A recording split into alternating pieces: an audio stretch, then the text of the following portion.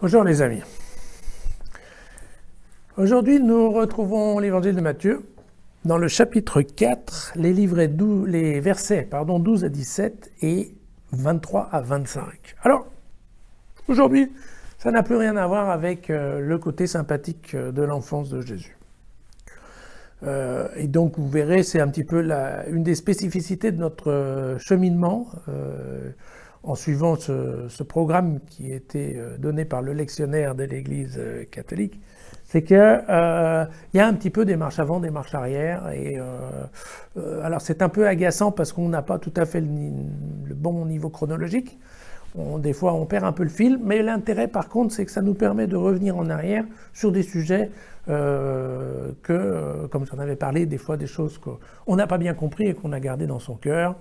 Et en y revenant, tout d'un coup, on arrive à comprendre voilà, comment ça marche. Donc là, nous sommes dans une autre phase. Nous sommes dans la phase dans laquelle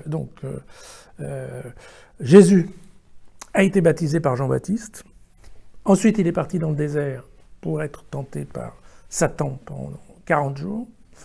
Et au retour du désert, il apprend que Jean-Baptiste a été arrêté. Bien. Et à partir de là, Jésus décide en fait de bouger et de venir s'installer dans une assez grosse ville qu'on va connaître parfaitement puisque ça s'appelle Capharnaüm. Alors, on verra ensuite que Capharnaüm porte bien son nom puisque Capharnaüm est une ville de carrefour entre des routes, entre des peuples.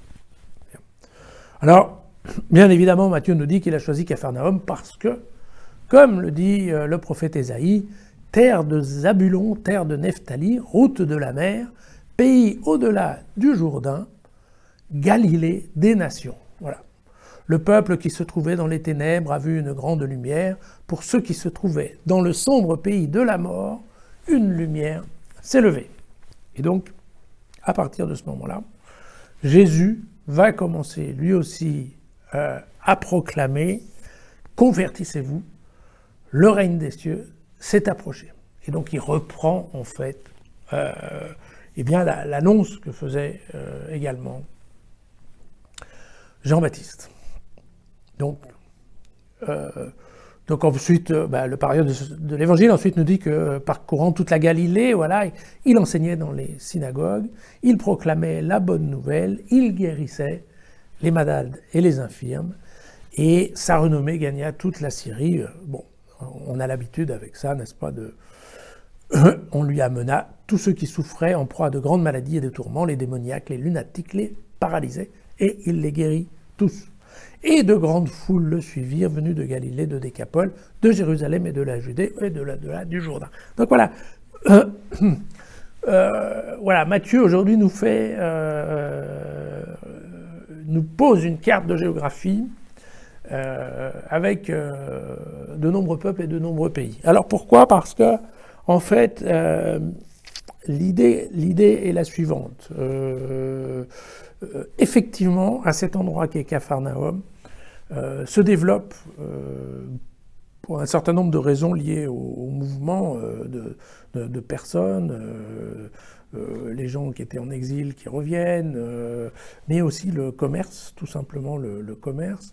Il y a un brassage, en effet, de population très fort au niveau dans cette région-là. Évidemment, qui dit brassage de population fait que, effectivement, les Juifs, qui étaient les Juifs de souche, n'est-ce pas, deviennent un petit peu minoritaires, parce qu'en fait, passent beaucoup de gens d'autres pays étrangers, et ces pays-là, pour les Juifs, pratiquent plutôt le culte des idoles, ou ne pratiquent pas de culte, mais enfin, c'est plutôt des idoles, et donc typiquement, les Juifs, il faut bien le dire, deviennent un petit peu minoritaires. Et ça se sent dans le clergé juif, puisque les nouveaux prédicateurs juifs vont s'installer plus au bord du lac.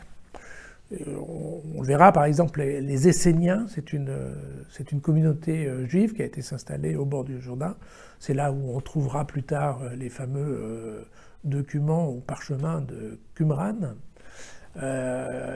Et une autre partie de ces nouveaux scribes ou prêtres juifs vont s'installer à Jérusalem. Et en fait, la façon d'à Matthieu de récupérer, de transformer cette phrase d'Ésaïe est de dire, en fait, Jésus a choisi de venir s'installer ici, typiquement dans cette zone où, eh bien, où les Juifs sont en difficulté.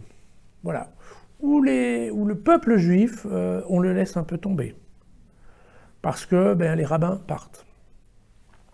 Et où c'est un peu difficile d'être juif. Il y a de la tension. Voilà. Et donc c'est dans cet endroit, typiquement, voilà, où la lumière s'est levée. La lumière étant, bien entendu, Jésus. Ce qui est intéressant, c'est qu'on a là une bonne vue sur le monde selon saint Matthieu. Vous voyez, dans le monde de l'X, c'est assez simple. Il y a les riches et il y a les pauvres. Il y a ceux qui ont de la chance, il y a ceux qui n'en ont pas. Il y a les types qui sont en bonne santé et ceux qui sont malades. Bien.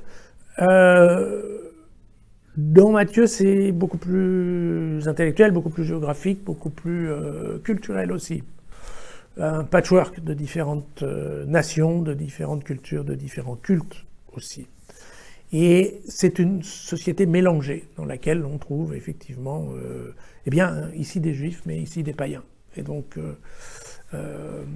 c'est comme ça. Il n'y a pas de blanc et de noir, c'est un mélange de gris.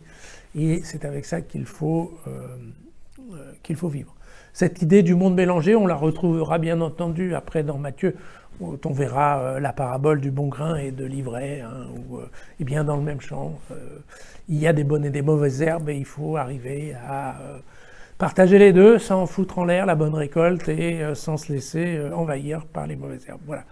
Et donc, voilà, c'est ce qui, je pense, est intéressant parce que ça veut quand même dire qu'il y a 2000 ans, la situation n'était pas aussi différente d'aujourd'hui. Et on a beau nous raconter ce qu'on veut sur eh bien, les migrations, les problèmes liés aux migrations. Vous voyez, c'est quand même quelque chose qui n'est absolument pas nouveau. Voilà. Je vous rappelle que vous pouvez bien entendu trouver l'original du texte, du commentaire, sur le site jesusfacile.com. Et puis si vous avez apprécié cette vidéo, eh bien n'hésitez pas à mettre un pouce sur YouTube et puis bien entendu à la partager, puisque en partageant cette vidéo, en fait, c'est un petit effort pour partager aussi la connaissance de Jésus. À demain.